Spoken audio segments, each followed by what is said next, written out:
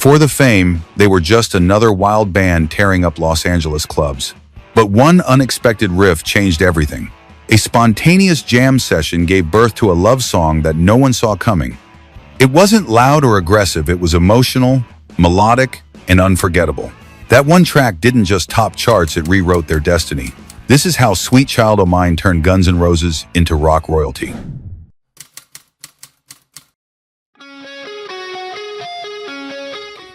It began without intent. Slash, known for his sharp, aggressive style, was fooling around in rehearsal, playing what he later described as a circus melody. There was no song in mind, just a warm-up. But something in that riff struck a chord with the rest of the band. Izzy Stradlin, sitting nearby, told him to keep going. That riff, playful and unexpected, had a strange magnetism. It didn't sound like anything the band had written before, but it had energy, rhythm, and a haunting sweetness that stood out. Within minutes, the rest of the group joined in. Duff McKagan added bass, Steven Adler locked into the beat, and Izzy found the chords that brought it to life. The jam had suddenly turned into a song structure. It was as if the band had tapped into something bigger than themselves. That throwaway idea became the spine of what would become their most iconic track. Slash's joke riff wasn't a joke anymore. It was history being written in real time. Ever watch something silly become something legendary?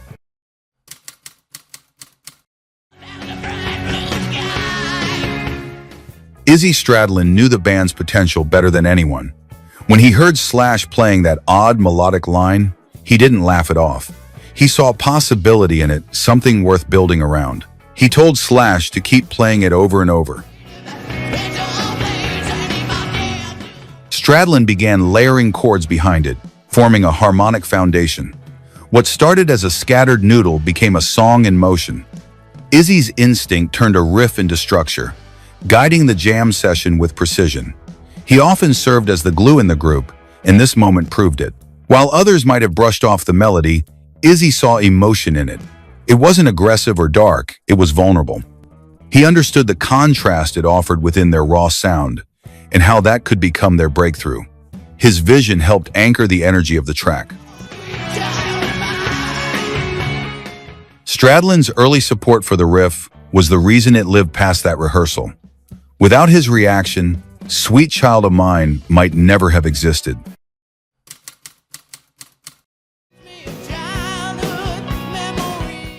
Upstairs, Axl Rose heard the band rehearsing the new melody. He stopped, listened closely, and felt something unexpected, something emotional. That riff pulled something tender out of him. Inspired, he started writing lyrics almost immediately. Those words came from a real place. Axl was in a relationship with Aaron Everly at the time, and the song reflected their emotional highs. It was one of the first times Axl wrote something purely heartfelt, not soaked in anger or rebellion. It was love direct and unfiltered. The lyrics painted a picture of innocence and admiration. Lines like "Her hair reminds me of a warm, safe place" showed a softer, nostalgic side of a frontman known for fire and fury. It was a glimpse into Axl's vulnerability, and it gave the band new emotional range. With the lyrics in place, Sweet Child O' Mine became more than a jam. It became a personal statement and the band's most universal song.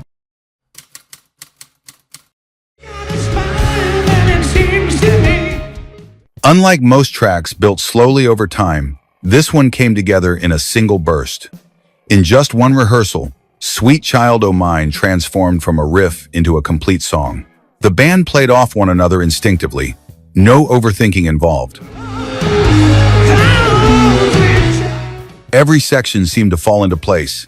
The intro, the verse, the explosive chorus, they didn't force it, it just worked, like they were channeling something they didn't fully understand. That kind of musical alchemy rarely happens, even for seasoned professionals. Steven Adler's drumming gave it swing, Duff McKagan kept it grounded, and Slash's riff stayed the heartbeat of the track.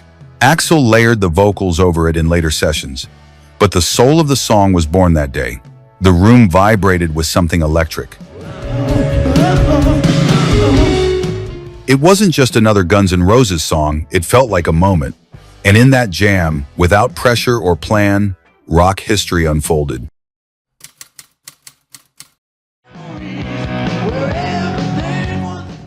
Sweet Child O' Mine wasn't the obvious choice. Appetite for Destruction had already launched with heavier tracks like Welcome to the Jungle and It's So Easy. But the band and their label knew this one was different. It had the potential to cross boundaries. Released as the third single in June 1988, it reached ears that never cared for hard rock before.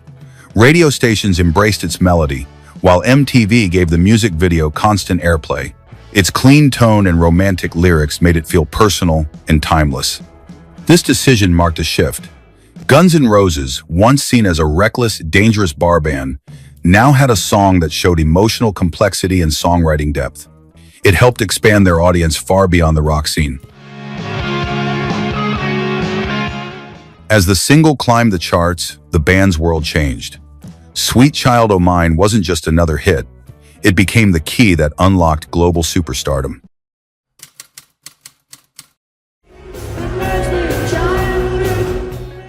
In the summer of 1988, a band known more for chaos than chart success did the unthinkable. Sweet Child O' Mine reached #1 on the Billboard Hot 100. It was a surreal moment. Guns N' Roses, once bar regulars, were now sitting atop the American music scene. They had gone from obscurity to mainstream dominance in a single, improbable leap. The shock wasn't just about the achievement, it was about the kind of song that did it. This wasn't a gritty anthem or rebellious explosion.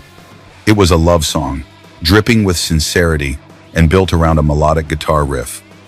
It was vulnerable, almost tender, yet it still carried the edge of a band born in the gutter. Radio couldn't get enough. DJs who had once ignored their heavier tracks now played Sweet Child O' Mine on repeat. Suddenly, Guns N' Roses were being played alongside pop giants, and they weren't just tolerated, they were celebrated. This unexpected shift opened the band to a wider, more diverse audience. Their image remained intact, dangerous, explosive, unpredictable, but this song proved they were more than just an act. It showed they could write, they could feel, and they could connect. For the first time, their power wasn't just in volume, it was in emotion. That #1 spot didn't just belong to a song. It was the victory of raw talent, unfiltered feeling, and fearless contrast. Guns N' Roses had arrived, and they weren't going anywhere.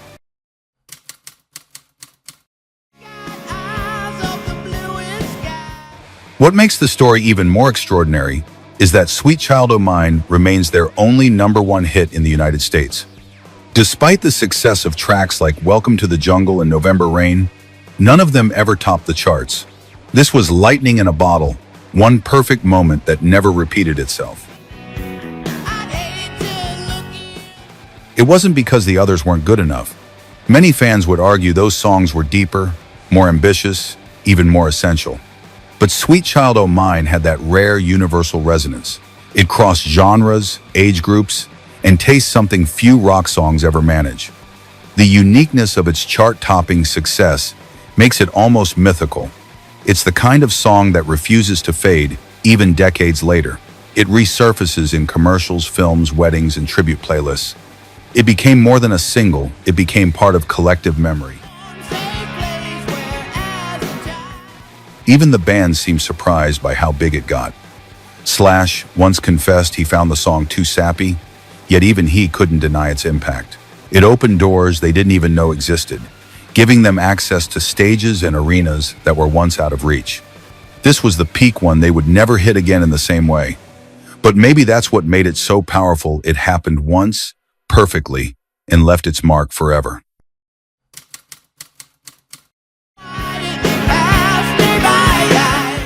Before the streaming era, there was only one way to break into every living room: MTV. And Guns N' Roses cracked that code with the Sweet Child O' Mine video. It was stripped down, filmed in their rehearsal space, part black and white, part color. No flashy sets, no stage drama, just a band playing their hearts out. That simplicity worked like magic. Audiences didn't see rock gods, they saw real people. They saw the dynamic between Slash's quiet intensity and Axl's magnetic charisma. The video wasn't polished, but it was powerful, raw enough to feel honest, clean enough to air on repeat. MTV ran it constantly. Morning shows, late-night rotations, countdowns, it was inescapable. The band became visual as well as sonic. Faces, movements, attitude, all of it became part of the Guns N' Roses legend. They were no longer just a sound. They were an image burned into pop culture. This was the moment they transcended rock stations. Young teens, college kids, adults, everyone suddenly knew who they were. The band's presence on MTV expanded their audience exponentially, making Sweet Child O' Mine a household name. By the time the video finished its run, the transformation was complete. Guns N' Roses had become a movement, and it was just the beginning.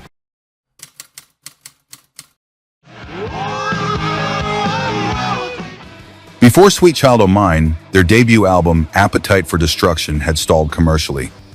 Critics liked it, the underground loved it, but sales were sluggish. Then, the single hit #1, and everything exploded. Suddenly, the album wasn't just alive, it was unstoppable. Retailers couldn't keep it stocked. It climbed back onto the charts, surpassing records that had debuted much stronger. People who bought the album for one song quickly discovered a firestorm of energy and attitude. From Night Train to My Michelle, it was a collection of street-born stories and unapologetic fury. That's where the genius of Sweet Child O' Mine came into play. It was the bait, but once inside, listeners were hooked on the band's raw, aggressive edge. It was a gateway song, leading directly into one of rock's greatest debut albums. The contrast made the rest of the tracks hit even harder. By the end of the decade, Appetite for Destruction had gone multi-platinum. It became the best-selling debut album of all time in the United States, and it was Sweet Child O' Mine that lit the fuse. Without it, the album might have been a cult classic, not a commercial phenomenon. This wasn't just about one single success. It was about what that success made possible. A full album finally got the audience it deserved, and a band got the recognition it had earned.